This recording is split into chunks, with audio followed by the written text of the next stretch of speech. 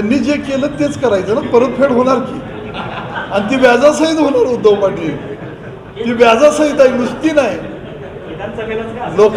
लोकांनी घी बघितलाय, बडगा नाही. दिवसापूर्वी अजितदादांची आणि माझी चर्चा झाली.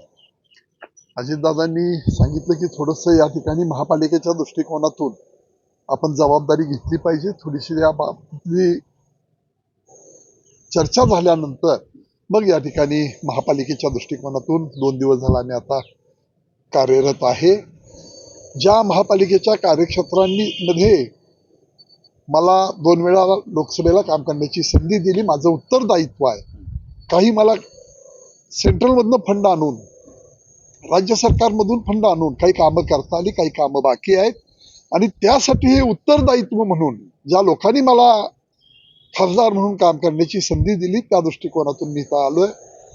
राष्ट्रवादी काँग्रेस अजितदादा गट या माध्यमातून मी थोडंसं बैठकींना आयोजन केलेलं आहे. आमचे मकरंदाबा जे मंत्री आहेत त्यांचंही माझं बोलणं झालं, अजितदादांचं त्यांचं बोलणं झालं.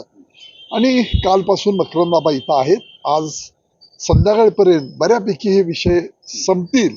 त्यामध्ये काही नगरसेवकांनी थोडंसं सांगली, मिरज, कुपवाड हे आपल्या सांगली जिल्ह्यातलंच एक मोठा भाग असल्यामुळं नागरिकांची संख्या, मतदारांची संख्या मोठ्या प्रमाणात असल्यामुळं या महानपालिकेला निश्चितपणानं महत्त्व आहे.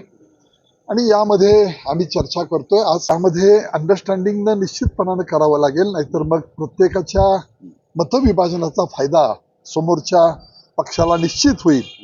आणि त्या दृष्टीनं आम्ही सगळे प्रयत्न करू. समन्वयाची भूमिका इथं खासदार म्हणून काम केलेलं आहे, उपनगराध्यक्ष म्हणून इथं काम केलंय. पूर्वीची माझी राजकीय कारकीर्द सांगलीतनं सुरू झालेली आहे, इथंही मी काम केलेलं आहे.